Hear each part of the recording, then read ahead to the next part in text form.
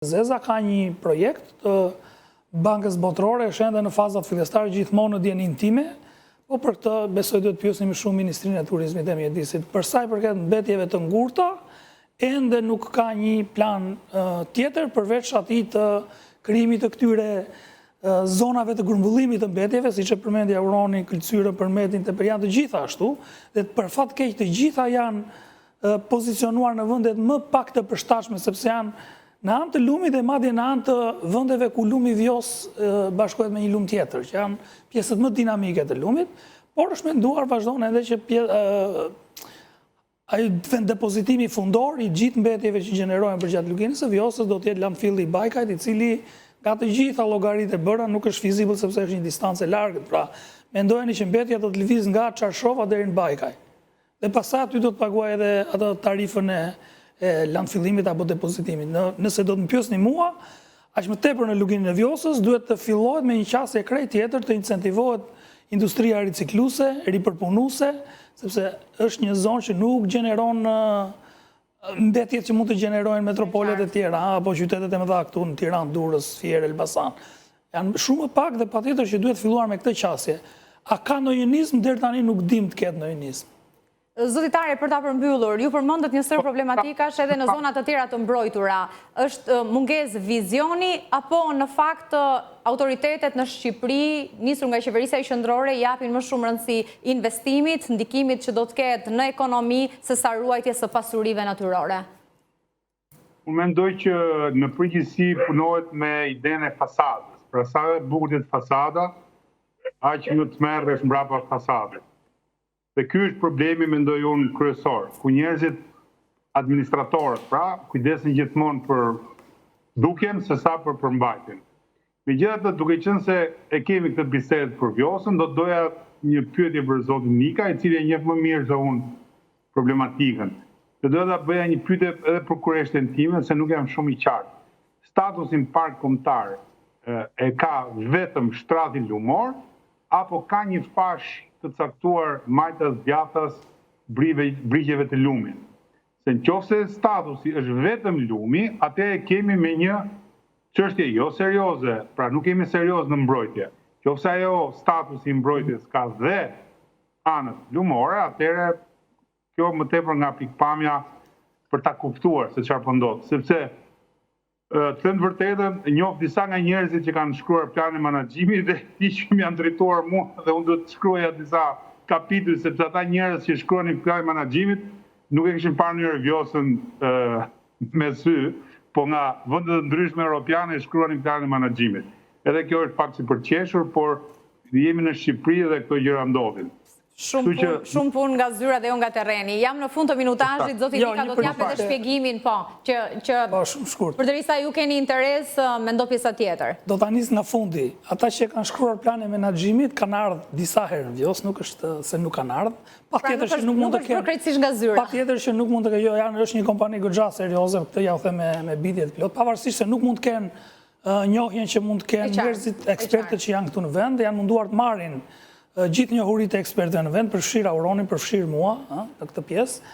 E dyta, po, është e vërtet, parku kombëtar i Vjosës është një park specifik, dhe ne me ngulme kemi kërkuar dhe vijojmë ta kërkojmë nga qeveria që është një park ndryshe nga të tjerët, sepse zona buffer, zona përreth parkut, përfshin vetëm 8%, ndërkohë që sipas standardeve të YCN-s kjo duhet të jetë 25%.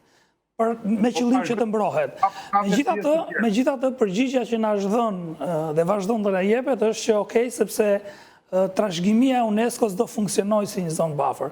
Asnjëra as tjetra nuk po ndodh në rastin e Vjosës, dhe ne jemi këtu për të shtyrë që pyetje, vetëm ujë apo ka dhe majtas djathas? Ka edhe majtas e djathas, po prap nuk mjafton, pikërisht këtë po them. Është një përqindje. Është 8%, që duhet të jetë të paktën 25%. Prandaj dhe tjera do vazhdojnë të hidhen majtas djathas, sepse nuk ka të paktën ligjërisht, nuk ka një status mbrojtje. Dhe fundit, ajo që ju thatë, a ka mungesë vizioni? Jo, nuk ka mungesë vizioni. Vizioni i qeverisë është shumë i qartë. Të zhvillojë zonat e mbrojtura dhe këte ka bërë nga 2000, po doni ju edhe nga 2015 apo 2019 dhe këte me gjithë procesin e rishikimit e tjerë. Edhe ajo që Auroni përmendi në rastin e Bënjës, zonat e mbrojtura në Shqipëri për fat të keq shihen si vende ku mund të zhvillohet turizëm masiv, ndërkohë që qëllimi kryesor pse ato shpallen është ruajtja e natyrës. Dhe vizioni i qeverisë është krejtësisht i kundërt, dhe kjo e ka bërë me këtë gjë e ka dëshmuar me disa hapa deri tek më finali fare që është ndryshimi i ligjit për zonat e mbrojtura me qëllim dhënien e zonave të mbrojtura, hapësirës së zonave të mbrojtura për zhvillimin e turizmit. Një temë shumë e rëndësishme, do na duhej edhe më shumë kohë. Nëse do më lejosh ta mbyll, të lutem, prandaj dhe këto lloj medaljesh të dhëna nga UNESCO nuk kanë absolutisht asnjë lloj vlere. Që të paktën publiku të jetë i qetë, që këtu nuk ka absolutisht asnjë lloj vlere kur ti ndryshon ligjin e zonave të mbrojtura, nuk ka ç'të bëjë UNESCO nga Parisi. Zoti Tare, zoti Nika, shumë kënaqësi t'u kisha në këtë komunikim. Faleminderit. Ne kemi mbritur në fund të programit për ditën e sotme, ishim me një transmetim të drejtë për drejtë nga ora 17, duke përcjellë zhvillimet kryesore të ditës, seanca kuvendore, debatet e përplasjet e forta mes deputetëve të Partisë Demokratike dhe atyre të mazhorancës. Deputetët e Partisë Demokratike pretendojnë se po kalon disa projekt ligje në mënyrë të përshpejtuar që të legjislaturës së shkuar mazhoranca aktuale, pa u nënshtruar procesit të diskutimit e debatit, sikundër kanë kërkuar edhe shpjegime në lidhje me raportin e fundit të Departamentit Amerikan të Shtetit. Ndërkohë nga ana tjetër, zhvillimet të tjera kanë të bëjnë edhe me çështjen e ish-kryebashkiakut të Tiranës Erion Velia, i shkarkuar para pak ditësh nga Këshilli i Ministrave. Avokatët e tij mbrojtës janë drejtuar gjykatës kushtetuese duke cilësuar të paligjshëm shkarkimin, e kjo ka sjell edhe një pezullim të procesit apo të dekretimit të një date të mundshme për zgjedhjet vendore, zgjedhjet e parakohshme përfshirë edhe Bashkinë e Tiranës.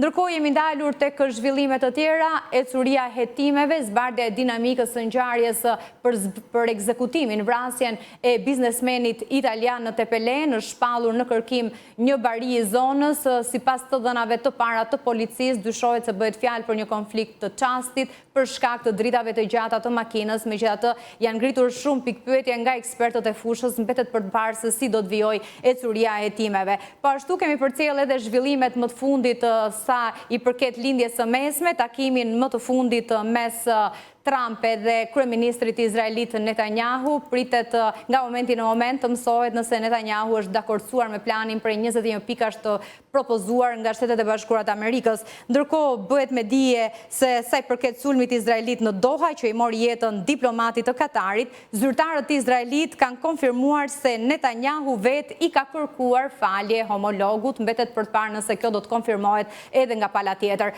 Faleminderit që na ndoqët. Ky ishte breaking për sot. Do të shihemi nesër në të njëjtën orë. Natën e mirë.